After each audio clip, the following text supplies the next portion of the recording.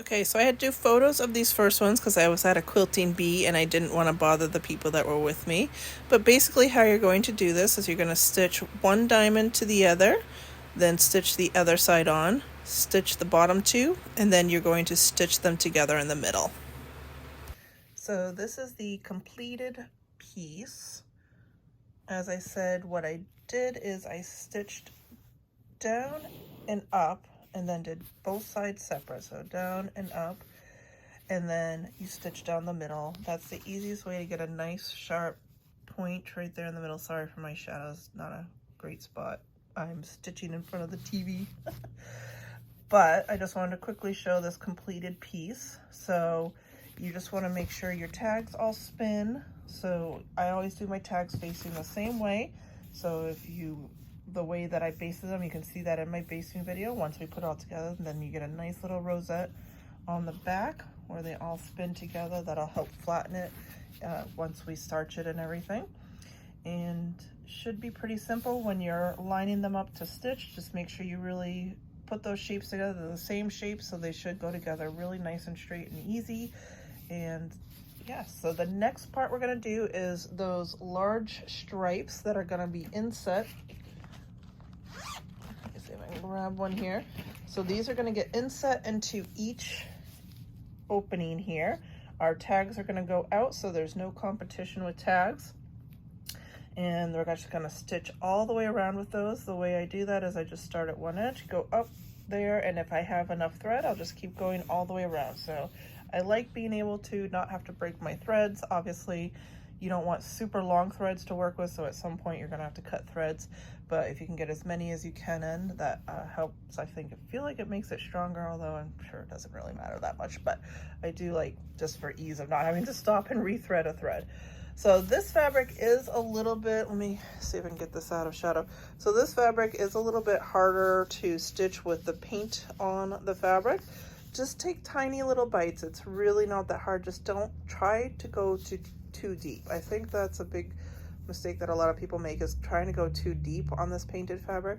Just a little tiny bite is all you need, and it really won't be that hard to pull through.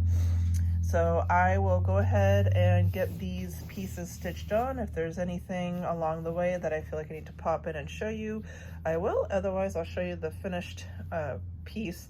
So I don't can't really show you my stitching because I am stitching in front of the TV and joining my nighttime watching TV and stitching, but I did want to pop in and show you my method for this one at least. Okay, so I have finished putting in the striped pieces. Came out really good. It was actually pretty easy to do. So like I said, I just stitched like this, and then if I had extra thread, I just kept going. I have some help from my dog now. So we will go ahead and move on to the top and bottom pieces, and I'll do another video or some pictures to show you the method for getting those done, but the center of the diamond is looking pretty good. Okay, so the next part of this quilt is the top and bottom triangles, and the trickiest part is figuring out how your tails are going to go. So the way that we basted it, make sure you watch my video for basting. We did make sure that all of our tails would tuck in and not interfere with each other.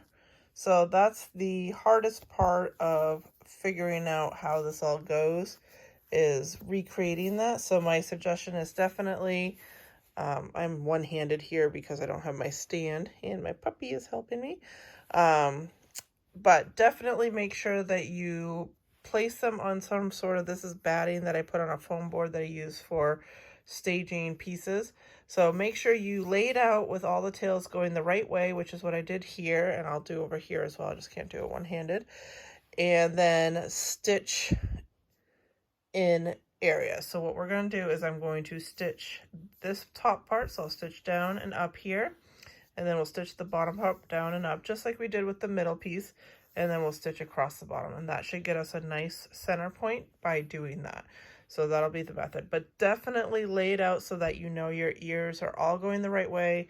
And then what I usually do, like, I'll stitch this piece first, lay it back out, make sure it's in the right place, then stitch this piece, and then so on and so forth. So that's kind of the method for doing these. So I will get those 2 pieces done and then show you once it's all set. So I am all done with this block 9-1.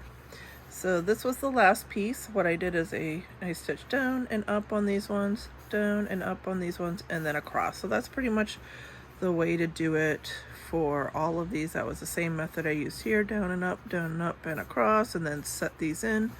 And then of course just did a straight stitch across the top here. So pretty straightforward block, but really nice. You can see all done, we're done. So that is the end of 9-1. If you have any questions on putting this block together or glue basting or anything like that, you can watch my last video that was on glue basting. Please feel free to ask in the comments. As always, please subscribe to my channel, as I don't post videos on a regular basis. It's more sporadic, so if you subscribe, you'll get alerted by YouTube when I post them. And on to block 9-2. Thanks, everybody.